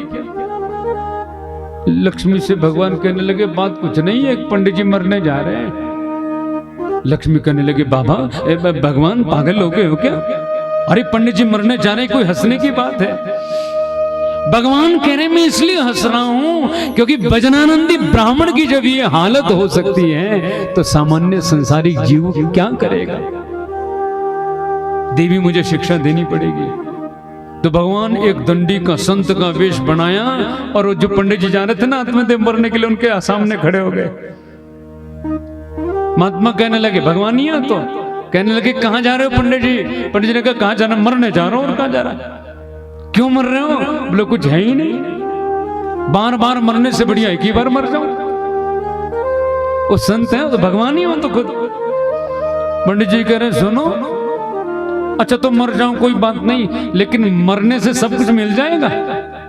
जो तुम चाह रहे हो तुम्हारे मरने से मिल जाएगा, क्योंकि ब्राह्मण देवता मृत्यु किसी भी समस्या का समाधान नहीं है। और तुम तो ज्ञानी हो, विद्वान हो, तुम जानते हो। पंडित जी कहने लगे सुनो, इस समय मुझे कुछ नहीं सोच रहा है, महात्मन बात ऐसी है, मैं मरने जा रहा हूं, मुझे मरने दो बस। भगवान कहने लगे तो मान ही नहीं रहा है। भगवान को सुनो, जो तुम चाह रहे हो यदि मैं दे दूं फिर? पंडित जी ने कहा फिर मरने की जरूरत ही नहीं है भाई, जो मैं चाह रहा हूं मुझे फिर क्यों मरना? भगवान का चिंता मत करो, सुनो अपनी झोली में से, वो भगवान है संत के रूप में, अपनी झोली में से एक फल निकाला, सुनो ये फल अपनी पत्नी को दे देना, तुम्हारी पत्नी के धर्मज्ञ विद्वान पुत्र प्रकट होगा। अब तो ये ब्राह्मण बड़े प्रसन्न हुए और फल लेकर के घर आए, और घर आकर के अपनी पत्नी से कहा देवी आज मैं बहुत प्रसन्न हूं। पत्नी कहा कि क्यों, कोई नौकरी लग गई क्या हुआ? बोले सुनो, मैं ऐसा फल लेकर के आया हूं, आज के बाद हमारे घर में भी बच्चे की किलकारियां गूंजेगी, हमारे घर में खुशी का माहौल जागेगा। धुंधली कहने लगी पागल हो गए हो क्या? अरे मैं कोई गर्भवती नहीं हूं, मेरे कोई बच्चा होने वाला नहीं है। पंडित जी ने कहा वही तो ना, मैं फल लेकर के आया हूं, एक संत ने फल दिया, ये फल तुम खाओगे ना देवी तो तुम्हारे बच्चा हो जाएगा। पंडित जी ने फल धुंधली के हाथ में रख दिया, पंडित जी भजन करने के लिए निकल पड़े। पंडित जी तो भजन कर रहे हैं, धुंधली के हाथ में फल है, और धुंधली सोचने लगी देखो ये धुंधली पंडित जी की पत्नी तो है, पंडित जी भजन करते हैं लेकिन धुंधली भजन नहीं करती, ये पंडित जी की बिल्कुल उल्टी चलती है। पंडित जी बोलते हैं मुझे चाय पीनी है तो ये पानी पिला देती है, पंडित जी बोले पानी पीना तो चाय पिला देती है। प्रेम से बोलो ना जय श्री कृष्ण। ये थोड़ी उल्टी चलती है। मन में सोचने लगी हे भगवान मैं फल खाऊंगी, ओहो फल खाने से हो सकता है संत सच बोल के और मैं गर्भवती हो जाऊं। अच्छा गर्भवती हो जाती फिर वो सब कुछ नहीं खा सकती, उसको परहेज रखना पड़ता है थोड़ा, और मैं तो खाने पीने की बड़ी शौकीन हूं, चटपट तेज मसाला मैं नहीं खा पाऊंगी। हे भगवान गर्भवती हो जाएंगे, बड़ा पेट हो जाएगा, हो सकता है गांव में आग लग जाए, चोर आ जाए, अरे सारे लोग भाग जाएंगे, इतना बड़ा पेट लेकर के मैं कहां जाऊंगी। उल्टा ही सोचने लगी। फल हाथ में है, ना ना ना ना मैं नहीं खाऊंगा। आपको बताऊं हम जैसे होते हैं ना हमारे मित्र भी वैसे ही होते हैं, हम जैसे होंगे हमारे साथी भी वैसे ही होंगे। ये इतना सोच रही थी कि इतनी इसकी सहेली उतने में इसके पास पहुंच गई। सहेली ने देखा आधे घंटे से फल हाथ में रखा है, सोच रही है सहेली ने कहा क्या बात है, मैं देख रही हूं 15 मिनट से फल हाथ में खाती क्यों नहीं है। धुंधली ने कहा ये ऐसा वैसा फल नहीं है, इस फल को खाने से मैं गर्भवती हो जाऊंगी, बच्चा हो जाएगा। सहेली कहने लगी पागल हो गई, अरे ये तो सौभाग्य की बात है, तुझे संतान होगी तो बढ़िया बात है। अरे देवी यही तो सही है ना, लेकिन संतान प्रकट करना ये तो बहुत मुश्किल बात है, और मेरे जैसी मौजी ये मेरे से नहीं होगा देवी, और तू मेरी मित्र है, खास फ्रेंड है, बता ना मुझे क्या करना चाहिए, कोई उपाय बता। नहीं खाऊं तो पंडित जी गालियां देंगे, खाऊं तो फिर गर्भवती हो जाऊं, सारे कष्ट झेलने पड़ेंगे, ये मेरे से नहीं होते, ये प्रसव पीड़ा सब मुझसे नहीं बर्दाश्त होता। सहेली ने कहा सुन एक उपाय मेरे पास है। क्या? मैं गर्भवती हूं और मुझे बच्चा होने वाला है, ऐसा कर जब मेरे बच्चा होगा तो चुपके से मैं अपना बच्चा तुझे दे दूंगी, और तेरे पास माल खजाना पैसा बहुत है, थोड़ा पैसा मुझे दे देना। पंडित ने कहा हो गया, बिल्कुल हो गया। लेकिन बे मित्र सहेली इस फल का क्या करूं? सहेली ने कहा सुन ये संत महात्मा झूठ बोलते कि सच बोलते इसकी परीक्षा हो जाएगी। तेरी गाय के भी तो बच्चा नहीं होता ना, तो ये फल गाय को खिला दे। यदि गाय के बच्चा हो गया तो समझ लेना संत सही बोलते हैं। लेकर के फल गाय को खिला दिया। धुंधली कहने लगी लेकिन एक प्रॉब्लम और है। सहेली कहने लगी अब क्या प्रॉब्लम है? अरे देवी, जब बच्चा होता है तो पंडित जी थोड़े हाँ तो है तो थोड़े अवस्था में वृद्ध, लेकिन बच्चा होता है तो पेट भी तो दिखता है, इसका क्या करें? सहेली ने कहा सुन, एक चद्दर लपेट ले, 1 महीना एक लपेटा, दूसरे में दूसरा, सब बढ़ाते जाना थोड़ा। इन दोनों ने नाटक किया। पंडित जी तो बेचारे भोले भाले भजन करने लग गए। अब दिन भर सेवा करे, पत्नी गर्भवती समझ के नाटक चल रहा है यहां तो। पंडितानी जी की बढ़िया सेवा हो रही है, बढ़िया खाने पीने को मिल रहा है। धुंधली कहने लगी हे भगवान, इतनी सेवा होती है, मुझे पहले पता होता तो ऐसे ऐसे तो 50 बच्चे पैदा कर देती। बोलो करना कुछ है नहीं, पोटली बांधनी पेट पे। स्कीम जो उनकी नीति थी वो तय हुई। 10 मास पूर्ण उसकी सहेली ने एक बेटे को जन्म दिया, और जैसे उनकी आपस में सलाह हो रही थी, उसने अपनी सहेली धुंधली को दे दिया, धुंधली ने पैसे दे दिए। इधर गाय के भी एक पुत्र प्रकट हुआ, लेकिन जैसे पुत्र प्रकट हुआ तो पूरा शरीर उसका मनुष्य का था, लेकिन कान गाय जैसे थे। अब ये गाय का बच्चा मनुष्य का ही तो है, कान गाय के जैसे, तो इनको ही अपना माता पिता मानता है। आत्मदेव बड़े प्रसन्न हैं। एक दिन आत्मदेव ने कहा देखो सभी के बच्चों का नामकरण होता है, अपने बच्चों का नामकरण भी करो। देखो जी, ये बड़े वाला बेटा है ना, इसके कान गाय के जैसे हैं, तो इसका मैं नाम रखता हूं गोकर्ण। गाय के जैसे कान है जिसके।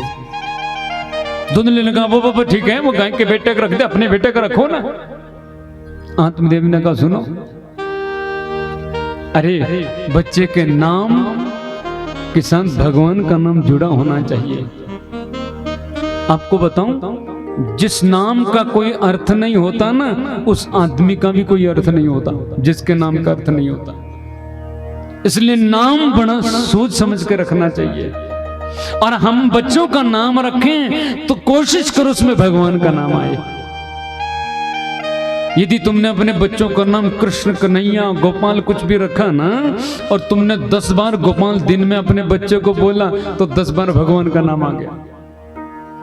भाए को भाए अनक आलस हो, नाम जपत मंगल दिसि दसहु। गाली गलोच में भी भगवान का नाम लोगे तो कल्याण करेगा। इसलिए 10 बार यदि बेटे का नाम, बेटी का नाम लक्ष्मी बोला, राधा बोला, तो 10 बार भगवान का नाम आ गया, कल्याण हो गया।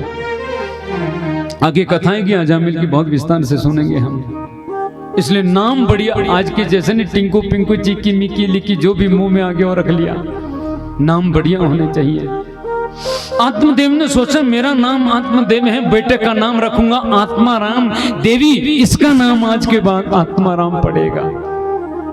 अब मैंने कहा ना, ये धुंधली है, उल्टी चलती है। जो पति ने बोला वो तो करना ही नहीं। धुंधली सोचने लगे ओहो, अपना नाम आत्मदेव, बेटे का नाम अपने नाम से रखा। देख लो, ऐसा नहीं होगा, इसका नाम आपके नाम से नहीं मेरे नाम से होगा। आत्मदेव ने कहा तेरे नाम से? बोले हाँ, मेरा नाम धुंधली है तो मेरे बेटे का नाम होगा धुंधुकारी।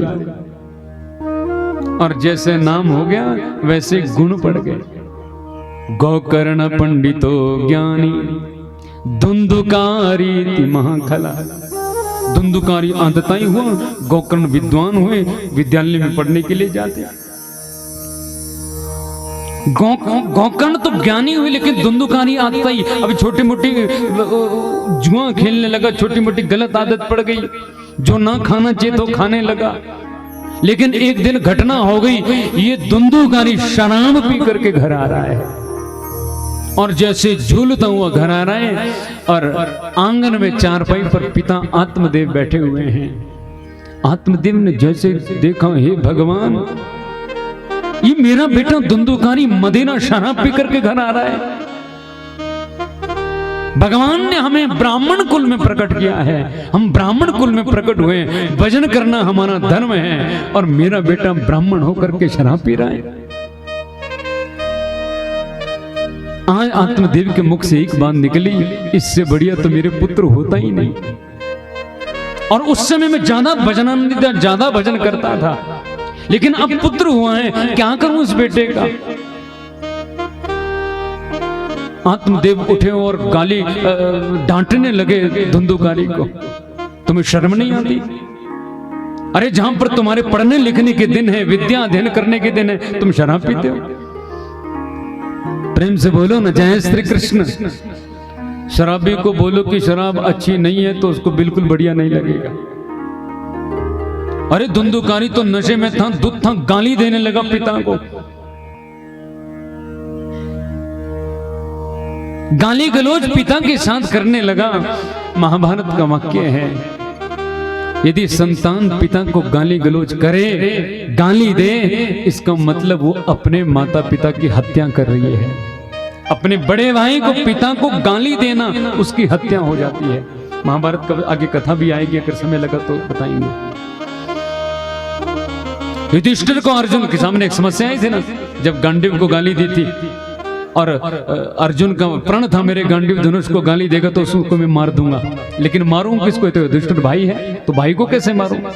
तो आज अर्जुन ने कहा, हे युधिष्ठिर, यदि तू जुआ नहीं खेलता तो आज हमारी ये हालत नहीं होती। तो बड़े भाई को गाली दी तो बड़ा भाई अपने आप में मर गया। इसलिए पिता या बड़े भाई को तू कह करके, गाली गलौज करके यदि हम बात कर रहे हैं तो ये इसका मतलब ये है कि हमने उनको मार दिया। आत्मदेव सोचने लगे, हे भगवान, कहां ज्ञानी, ब्रह्म ज्ञानी ब्राह्मण का पुत्र होना चाहिए, कहां गाली गलौज करने लगा। आत्मदेव आज चारपाई पर बैठ करके रोने लगे। बहुत ध्यान से सुनना, संस्कार क्या है, संस्कार क्या होते हैं। ये धुंधुकारी तो अंदर कक्ष में चला गया, आत्मदेव चारपाई पर बैठ करके रोने लगे, आंख से अश्रु आ गए। ब्राह्मण शरीर मिला है, लेकिन मैं अपने बच्चे को बढ़िया संस्कार नहीं दे सका।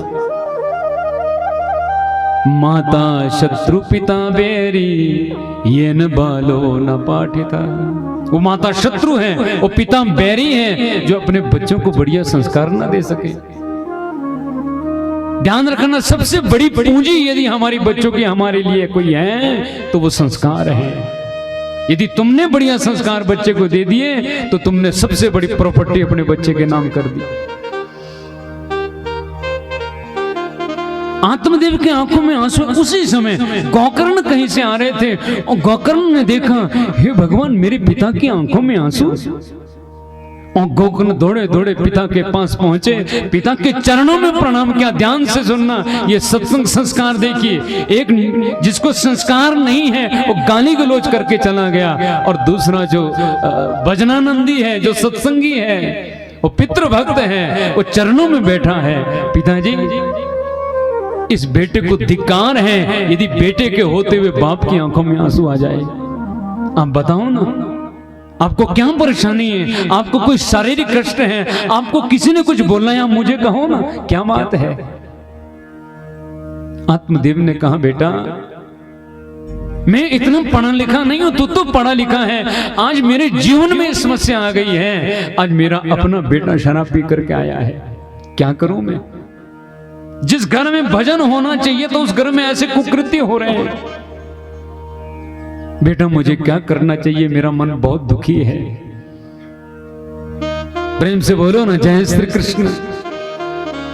यह भागवत के बीच इसको गोकर्णोपाख्यान कहा गया है। गोकर्ण ने बड़ा सुंदर ज्ञान दिया यहाँ पर पिता आत्मदेव को। मैं संक्षेप में चर्चा करूंगा। गोकर्ण कह रहे, पिताजी, आप कह रहे हो कि आप बहुत दुखी हैं, तो मुझे ये बताओ, संसार में सुखी कौन है? असारा खलु संसारो दुख रूपी विमोह का, सुतम कस्य धनम कस्य स्नेहवान ज्वलितो निशम। इस संसार में प्रत्येक आदमी दुखी है, सुखी तो कोई है ही नहीं। तो सुखी होने का साधन क्या है बेटा? तो गोकर्ण कह रहे हैं, पिताजी, एक ही साधन है कि देह श्रीमांसा रुदिरे विमतिम त्यजत्वम जाया सुदादिषु ममता विमंच पश्यानिशं जगदिदं क्षणभंगुनिष्ठ वैराग्य रास रसिको भव भक्ति निष्ठा। एक ही उपाय है क्या? इस अस्थि पिंजर से जो शरीर बना है इसकी मोह ममता छोड़ो और जिसके अंदर वाला है उसका ध्यान करो, उसका वंदन, उसका भजन करो, मन से उसका ध्यान करो। आत्मदेव कहने लगे लेकिन ये मन तो लगता ही नहीं है ना बेटा। गोकर्ण कहने लगे तो इसका भी उपाय है क्या? धर्मं भजस्व सततं त्यज लोक धर्मान सेवस्व साध पुरुषां जहि काम तृष्णा अन्यस्य गुण दोष चिंतनमाशु मुक्त्वा सेवा कथा रसो महो नितराम पिबत्वम। पिताजी इसका एक ही उपाय है, जो भगवान के भजनानंदी है उनकी सेवा करो, जो भगवान का भजन करते हैं उसका संग करो। ये एक ही उपाय है भगवान के चरणों में मन को लगाने का। सत्संग करोगे तो मन लगेगा। सुंदर ज्ञानोपदेश दिया। यहाँ से 10वां पाठ पूर्ण करके आत्मदेव का तो कल्याण हुआ। धुंधुकारी आतताई हो गया, गोकर्ण तीर्थ यात्रा में चले गए। धुंधुकारी ने शराब के नशे में अपनी माता तक की हत्या कर दी। 5 वेश्याओं को लेकर के घर में रहने लगा। एक दिन वेश्याओं ने मिलकर के धुंधुकारी को मार दिया, प्रेत बन गया। गोकर्ण तीर्थ यात्रा से घर लौटे, लेकिन घर में रात्रि को सोए तो अजीब अजीब आवाजें आने लगी। गोकर्ण ने हाथ में जल लिया, सूर्य भगवान के उपासक थे, छींटा डाला, कौन है आप? जैसे छींटा मारा तो आवाज आई, कौन है आप? गोकर्ण कहने लगे ये विडंबना क्यों आ रही है हमारे घर में? आप कोई प्रेत है, कोई पिशाच है, कौन है आप? आवाज आई, मैं कोई और नहीं हूं, मैं आपका ही भाई हूं। भ्राता तुदीयोस्मि धुंधुकारीति नामता स्वकीयनेव दोषेण ब्रह्मत्वनाशितं मया। मैं आपका भाई धुंधुकारी हूं। अरे मैंने इतने पाप किए हैं, मैं अपने ब्राह्मणत्व को खत्म कर दिया। गोकर्ण कहने लगे लेकिन मैंने तो तुम्हारे लिए तीर्थ यात्रा में वो किए थे, वहां पर पिंडदान वगैरह। गोकर्ण कहने लगे भैया सामान्य पिंडदान से मुझे जैसे पापी की कल्याण मुक्ति नहीं हो सकती। क्यों? क्योंकि मैंने ऐसा पाप किया है, मेरे कारण मेरे पिता घर छोड़ करके चले गए, मेरे कारण मेरे ही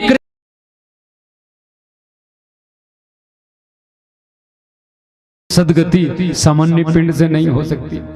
इसलिए मैं भटक रहा हूं, प्रेत योनि में तड़फ रहा हूं। भैया कोई उपाय करो, तुम तो ज्ञानी हो। प्रातः हुई, धुंधुकारी सूर्य के उपासक थे, सूर्य से प्रार्थना करी, सूर्य भगवान बताओ ना क्या करूं? तो सूर्य भगवान ने बताया सप्ताह वाचरम, भागवत की कथा सुनाऊं, सप्ताह के रूप में भागवत की कथा सुनाऊं तो तुम्हारे भाई की मुक्ति हो जाएगी। धुंधुकारी ने सारे गांव वाले को बुलाया, भागवत कथा करी, सभी ने कथा सुनी। ये प्रेत धुंधुकारी इधर उधर भागने लगा, हवा रूप में, झोंके से तूफान के रूप में इधर उधर भागने लगा। प्रेम से बोलो ना जय श्री कृष्ण। क्योंकि जहां जहां कथा होती है ना, प्रेतों ना पिशाचों ना, ये प्रेत पिशाच इधर उधर भागने लगते हैं, तड़फने लगते हैं। और हो सकता है इधर उधर भागने तड़फने के कारण ही भागवत से एक आधा दिन पहले तूफान आता होगा शायद। क्यों स्नान जी, ऐसा होता होगा है ना, कि प्रेत भागते होंगे कि भागवत होने वाली है, इधर उधर भागेंगे, थोड़ा अब प्रेत भागेगा, हलचल तो होगी। इधर उधर भागना, अब भागेगा तो कथा कैसे सुनेगा? इसलिए मैंने आचार्य जी से निवेदन किया था कि जजमान लोग ऐसा करो, 7 दिन कथा चली है, इतना सब कुछ आपने किया है, आनंद से बैठ करके कथा सुनाओ। बस सिर्फ 3.5 घंटे की बात है, उसके बाद अपने कार्य करो। प्रेम से बोलो ना जय श्री कृष्ण। धुंधुकारी इधर उधर भागने लगा, कथा सुन नहीं पाया। वहां सप्त ग्रंथि बांस था, उसके बीच में बैठ गया और सप्त ग्रंथि बांस के बीच में बैठ करके कथा सुनी। लेकिन इतनी संलग्नता से कथा सुनी कि एक दिन की कथा सुनी, एक गांठ फटी, दूसरे तीसरे दिन 7वें दिन कथा का विश्राम हुआ, वो बांस बीचों बीच से फट गया। शब्द ग्रंथि का अर्थ क्या होता है? हमारा जीवन शरीर में भी शब्द ग्रंथि है। अविद्या, अस्मिता, अरांग, द्वेष, अभिनिवेश, ममता और अहंकार। 7 दिन की कथा को सुनकर के 7 ग्रंथि हमारी भी खुल जाएगी, ऐसा मैं आपको विश्वास दिलाता हूं। तो धुंधुकारी मुक्त हुए। दिव्य रूप धरो जाता तुलसी धाम मंडिता, पीतवासक घन श्यामा मुक्ति कुंडलान्विता। सुंदर दिव्य रूप धारण करके अपने भगवान के पार्षद लेने आए, धाम को गए। फिर लोगों ने कहा, अरे भैया कथा हमने भी सुनी, एक धुंधुकारी क्यों जा रहा है? विमान तो बहुत सारे आने चाहिए थे, एक ही विमान क्यों आया? तो भगवान के पार्षदों ने जवाब दिया, श्रवणस्य विभेदेन फेल वेदोत्र संस्थिता, श्रवणम तु कृतं सर्वेन ना तथा मननम कृतं। क्योंकि सुनने में भेद हो गया तो फल में भी भेद हो गया। गोकर्ण ने, धुंधुकारी ने जो कुछ सुना बांस के डंडे में, उसको जीवन में उतारा। इन गांव वालों ने सुना तो सही, लेकिन जीवन में नहीं उतारा। 3 घंटे बैठे, 3.5 घंटे बैठे, लेकिन जब घर को गए ना तो हद तेरी धुत तेरी, इसका वो हो गया, इसका ये चला गया, उसका वो भाग गया, इसका ये हो गया, अपनी घर की बातें। इसलिए जीवन में नहीं, इसलिए इनकी मुक्ति नहीं है। तो दोबारा कथा करी। इस बार जितने श्रोता थे उतने विमान वहां पर प्रकट हो गए। बलि भागवत भगवान की। इसलिए धुंधुकारी की मुक्ति यहाँ पर भागवत की कथा को सुनकर के हुई। संक्षेप में भागवत की महात्म्य विधि की चर्चा करें। भागवत कैसी जगह पर कर, स्थान कैसा होना चाहिए? तीर्थे वापि वने वापि गृहे वा श्रवणं मतम, विशाला वसुधा यत्र कर्तव्यम तत्कथास्थलम। तीर्थ में करो, घर में करो, वन में करो, जहां भी करो, जहां बैठने के लिए बढ़िया जगह हो, बढ़िया स्थान हो, ऐसी जगह पर बैठ करके कथा करो। और क्या करें? सभी को निमंत्रण देना चाहिए। हमारे यहाँ कथा है, सभी आओ, परिवार जन, संबंधी जन, क्योंकि जितने को आप सुनाएंगे ना उतना ही आपको फल मिलेगा। सत्संग कथा को जितना आप सुनाएंगे उतना ही पुण्य आपको प्राप्त होगा। प्रेम से बोलो ना, जय श्री कृष्ण। मेरे कारण यदि एक आदमी सुन रहा है तो उसने जो सुना उसका 50% मुझे मिल गया। आपके घर में कोई मेहमान आया और आपने कहा, देखो भैया हमारे गांव में तो कथा चल रही है, चलो मेरे साथ कथा में चलो। और वो मेहमान भी तुम्हारे साथ कथा में आ गया, तो जो मेहमान ने सुना उसका 50% तुम्हें फ्री में मिल गया। इसलिए जिसको 50-50 चाहिए अपने साथ 2-2 4-4 जोड़ते जाना। हाँ, जैसे वो होता है ना, हमारे वो करते हैं पॉलिसी एजेंट होते हैं ना, LIC करते हैं, करी होगी सबने, करते हैं। LIC में यदि आपने 1000 जमा कराए तो आपके खाते में पूरे 1000 रहेंगे। 1000 रहेंगे कि नहीं? लेकिन फिर भी एजेंट को कमीशन मिलता है। कमीशन कौन देता है? बोलो। आपके खाते में 1000 का 1000 रहा, फिर भी कमीशन एजेंट को मिलता है। वो कमीशन कौन देता है? पॉलिसी नहीं कराई किसी ने, कंपनी देती है भाई, कमीशन कंपनी देती है। तो ऐसा नहीं कि जो सुनेगा उसके में से कटेगा, नहीं, कंपनी देगी। और कंपनी कौन है? बोलिए भागवत भगवान की। ये कंपनी है, ये आपको उसका 50% देगी। इसलिए सबको बुलाए, निमंत्रण दे। और क्या कथा सत्र में कोई विघ्न ना आए, इसलिए 5 ब्राह्मणों का वर्ण करे कम से कम। वर्णम पंच विप्राणा कथा भंगम निवर्तये। 5 ब्राह्मणों का वर्ण करे, सुंदर वेदी पंडाल बनाए, सुंदर भगवान की पूजा करे, वहां पर सुंदर व्यासपीठ तैयार करे। और व्यास के पार्श्व भाग में एक मूल पाठ के लिए एक आचार्य का वर्ण करे, क्योंकि यहाँ से जो कथा होगी पूर्ण कथा, कभी भागवत या कोई भी कथा पूर्ण नहीं हो सकती, तो श्लोकों में हम उसकी पूर्णता कर देते हैं। कल्याण सुन करके ही होगा, ये ध्यान रखना, लेकिन पूर्णता उसकी श्लोकों से हो जाती है। और फिर यदि नियम से कथा सुन रहे हैं तो एक समय भोजन करना चाहिए, बाकी फलाहार करो। टेंशन हो जाती है ना सबको, पंडित जी आपने तो कुछ नहीं, कथा ही कर ली, हमें तो घर का काम भी करना है, घास भी काटना, ये भी करना, वो सब करना है। तो आपकी कंडीशन को देख करके फिर व्यास जी ने बदल दिया क्या कि नौपवासं वर प्रोक्ता कथा विघ्न करो यदि। कोई उपवास रखने की जरूरत नहीं है, 4-4 समय खाओ, 4-4 परोठे खाओ। देखो कैसे खुश हो गए सारे।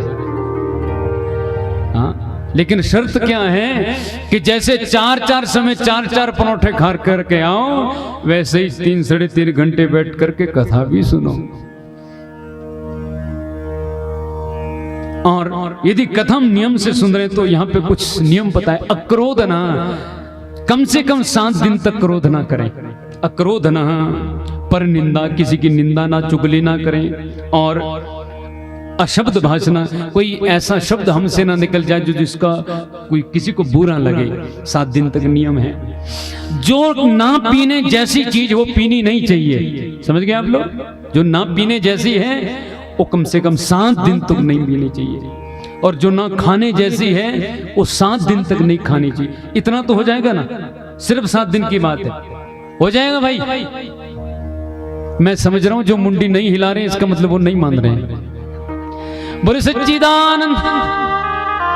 अब अपने भागवत के सामने बोला तो 7 दिन की बात है। आज क्या बार है? शनिवार हो गया, इतवार, कल से तो है नहीं, शनिवार कल है ना। शनिवार, इतवार, सोम, मंगल, बुध, वीर, शुक्र, शनि को तो हो जाएगा, है ना। शुक्र 7 तो दिन है। इन 7 दिनों तक तुम कुछ नहीं खाओगे। हो गया भाई पक्का? कुछ नहीं का मतलब कुछ नहीं, जो ना खाने जैसा वो नहीं खाओगे। और जो ना पीने जैसा है कोशिश करो कि छोड़ दो। बीड़ी 4 पीते हो तो कल से 1 कर दो, परसों को छूट जाएगी। बोलो जय श्री कृष्ण। 7 दिन तक हो जाएगा भाई, है ना। 7 दिन छोड़ दी तो उम्र भर छूट जाएगी। कैसे? 7 ही तो दिन है, 8वां तो दिन होता ही नहीं है। बोलो, शनिवार, इतवार, सोम, मंगल, बुध, वीर, शुक्र, फिर दोबारा शनि। दिन तो 7 ही होते हैं, तो छूट गई, फिर छूट गई। सिर ही वो ला रहे जो पीते ही नहीं है। बोले सच्चिदानंद भगवान की। लेकिन लिखा है कम से कम करने का प्रयास करें हम। आहार शुद्धो सत्व शुद्धि, सत्व शुद्धो ध्रुवो समिति। हमारा आचरण, आहार व्यवहार शुद्ध होना चाहिए। और यदि हम कथा नियम से सुन रहे हैं तो नृत्य गीतादिकम चरित, हम भगवान की कथा में जब भी आए भजन करते हुए आए, और जब भी घर जाएं भजन करते हुए जाएं। घर की बातें तो होती रहेगी, 7 दिन हम परमात्मा के लिए छोड़ दें। बस यही भागवत के महात्म्य है। आज महात्म्य था, और क्योंकि थोड़ा कथा में विलंब भी हुआ, थोड़ा हमारी जो बिजली विभाग था इन्होंने भी थोड़ा गड़बड़ किया, और पहले दिन ऐसा होता है, इसलिए हम कलश यात्रा के लिए अलग ही दिन रखते हैं ताकि कथा विचलित ना हो। तो आज हमने केवल महात्म्य जाना। कल हम भागवत में प्रवेश करेंगे और कल की कथा ठीक 12 बजे प्रारंभ हो जाएगी। 11:30 में हमारे संगीत बंधु यहाँ पर विराजमान। आज थोड़ा विलंब हुआ, थोड़ा हो जाता है, और कल ठीक 12 बजे कथा प्रारंभ हो जाती है। और ठीक 3:30 बजे आपको यहाँ से 2-4 मिनट ऊपर नीचे हो सकता है। और जो सुनते हो मुझे जानते हैं, मैं समय का बहुत पाबंद हूँ। 12 का मतलब 12, और 3:30 बजे हम विश्राम करने का पूरा प्रयास करेंगे। बोलिए भागवत भगवान की। आइए इसी भाव के साथ आज की कथा को विश्राम।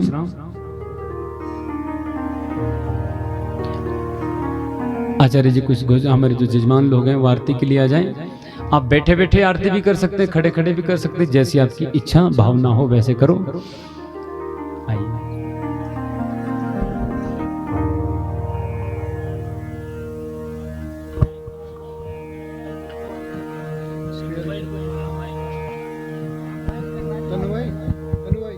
ओम श्री राधे। ओम ओम ओम विद्राव विद्रोवा सर्वावसांगदो विवाय स्मरेत पुंडरीकाक्षं सवाह्याभ्यन्तराक्षिः पुंडरीकाक्षपनाद भगवान पुंडरीकाक्षपनादो। ओम ओम चंद्रमा मनसो जातचक्षुः सूर्यो जायताम् श्रोत्राद्वायुष्य प्राणसमुखादनिर्जायताम् जले ज्वाला धले ज्वाला ज्वाला आकाशमण्डले त्रैलोक्यव्यापिनी ज्वाला आर्ते ज्वाला नमोस्तुते ज्वाला मालिन्ये नमः सर्वोपचारार्थे गन्धाक्षपुष्पाणि समर्पयामि आराधिक्याम्। श्रीमद् भागवत भगवान की जय।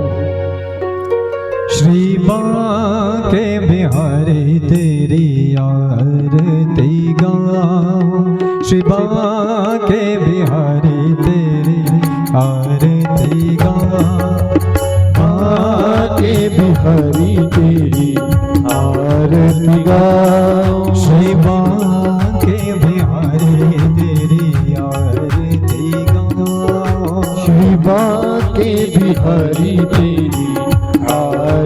गाओ आरती गाओ प्यारे तुमको मनाओ। आरती गाओ प्यारे तुमको मनाओ। श्री बांके बिहारी तेरी आरती गाओ। श्री बांके बिहारी तेरी आरती गाओ। मोर मुकुट प्यारे शीश पे सोहे। मोर मुकुट शीश पे सोहे। मोर मुकुट प्यारे शीश पे सोहे। मोर मुकुट प्यारे शीश पे सोहे। प्यारे बंसी मेरो मन मोहे। प्यारी बंसी मेरो मन मोहे। श्याम प्यारे बंसी मेरो मन मोहे। प्यारी बंसी मेरो मन मोहे। देख छवि बलिहार में जाऊं। एक छवि बलिहारी में जाओ। श्री बांके बिहारी तेरी आरती गाओ। बांके बिहारी तेरी आरती गाओ। चरणों से निकली है गंगा प्यारे। चरणों से निकली है गंगा प्यारी। चरणों से निकली है गंगा प्यारी। चरणों से निकली है गंगा प्यारी। जिसने सारी दुनिया है तारी। जिसने सारी दुनिया है तारी। जिसने सारी दुनिया है तारी। जिसने सारी दुनिया है तारी। उन चरणों के मैं दर्शन पाऊं। उन चरणों में दर्शन पाओ। श्री बांके बिहारी तेरी आरती गाओ। श्री बांके बिहारी तेरी आरती गाओ। दास अनाथ के नाथ आप हो। दास अनाथ के नाथ आप हो। दास अनाथ के नाथ आप हो। दास अनाथ के नाथ आप हो। सुख दुख जीवन साथ आप हो। सुख दुख जीवन साथ आप हो। शाम सुख दुख जीवन साथ आप हो। सुख दुख जीवन साथ आप हो। हरि चरणों के मैं शीश झुकाऊं। हरि चरणों में शीश झुकाओ। श्री बांके बिहारी तेरी आरती गाओ। बांके बिहारी आरती गाओ। कर्पूर गौरम करुणावतारम। संसार सारम भुजगेन्द्रहारम। सदा वसंत हृदयारविन्दे भवानी सहितं नमामि। त्वमेव माता च पिता त्वमेव। त्वमेव बन्धुश्च सखा त्वमेव। त्वमेव वेद्या द्रविणं त्वमेव। त्वमेव सर्वं मम देव देव। त्वमेव सर्वं मम वासुदेव। ओम आरोटिक्यं समर्पयामि मर्दज्ञान दयार्जमनीयं जलं समर्पयामि। शङ्खमध्यं समदोयं भ्रामितम् आर्थिको पर्यङ्गलगणमनुष्याणां सर्वं पापं विपोहते सर्वं कष्टं विपोहते गतं पापं गतं दुःखं गतं दारिद्र्यमेव च आगता सुख संपद पुण्यहं च दर्शनात्। क्षमा प्रार्थना करेंगे हाथ जोड़ करके। ओम महाजगिन नमय जन्त देवा सन धर्मान् प्रथमान्य सन्नदेहनागम महिमानः सचन्द्र पूर्वे साध्याः सन्ति देवाः। ओम एकदन्ता विद्महे वक्रतुण्डाय धीमहि तन्नो दन्ती प्रचोदयात्। ओम नारायणाय विद्महे वासुदेवाय धीमहि तन्नो विष्णुः प्रचोदयात्। ओम महालक्ष्मी च विद्महे